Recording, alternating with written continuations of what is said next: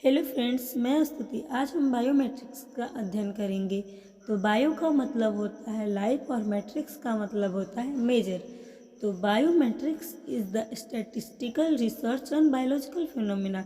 Means जो biometrics है वो सांख्यिकी विश्लेषण का एक जैविक घटना है जिसके अंतर्गत हम इसका स्टडी करते हैं। That is it is the use of mathematics and statics is understanding of living being. और जो बायोमेट्रिक्स है इसका उपयोग हम मैथमेटिक्स और स्टैटिक्स के रूप में करते हैं जिससे लिविंग बीइंग को समझ में आए। मेन और the statical method applied to biological problem is called as biostatic.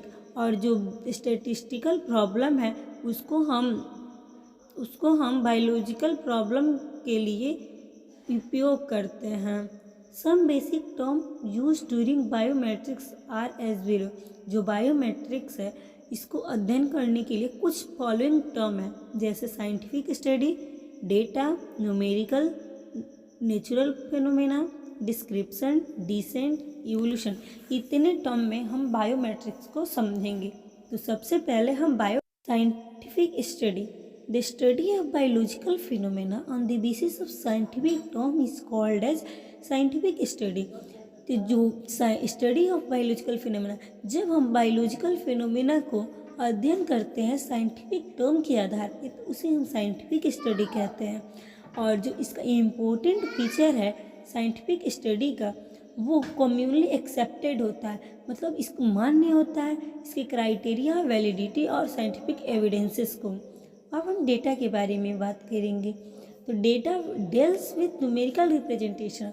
जो डेटा है वो न्यूमेरिकल रिप्रेजेंटेशन को बताता है जिसके अंतर्गत हम ग्रुप ऑफ पॉपुलेशन और इंडिविजुअल पॉपुलेशन का स्टडी करते हैं। और जो डेटा है वो हमेशा क्वांटिटीज ऑफ इंफॉर्मेशन को ही रहता है। अब हम न्यूमेरिकल रिप्रेजेंटेशन के बारे में बात करेंगे।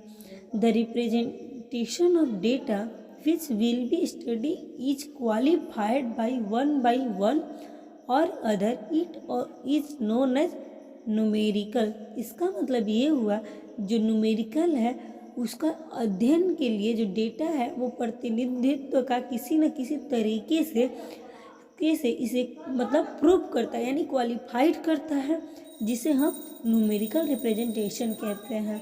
अब हम नेचुरल फिनोमेना की बात करेंगे। It include all those event that's happen in living and non living surrounding not under the control of human. जो नेचुरल फिनोमेना है उसमें वे सभी घटनाएं शामिल है जो लिविंग और नॉन लिविंग से घटित होती है, जो मानव के नियंत्रण में नहीं होता है। इसे हम नेचुरल फिनोमेना कहते हैं। अब हम बात करेंगे डिस्क्रिप्शन के बारे में। तो description is the assignment of feature और attribute to a taxon. Means जो टेक्सॉन का मतलब होता है पॉपुलेशन और ग्रुप ऑफ पॉपुलेशन। तो जो डिस्क्रिप्शन है यह किसी टेक्सॉन के लिए विशेषता या विशेषता का असाइनमेंट है जिसे हम विशेषता का वितरण कहते हैं। Means taxon is the assignment of feature or attribute to a taxon is called as description। तो हमने पहले ही बताया कि जो डिस्क्रिप्शन है ये किसी टेक्सॉन का एट्रीब्यूट, किसी टेक्सॉन का फीचर बताता है और ग्रुप ऑफ पॉपुलेशन को ही हम क्या कहते हैं, टेक्सॉन कहते हैं। If character has two or more form then it is called as character state. जब कैरेक्टर 2 या 2 से ज़्यादा होता है तो इसे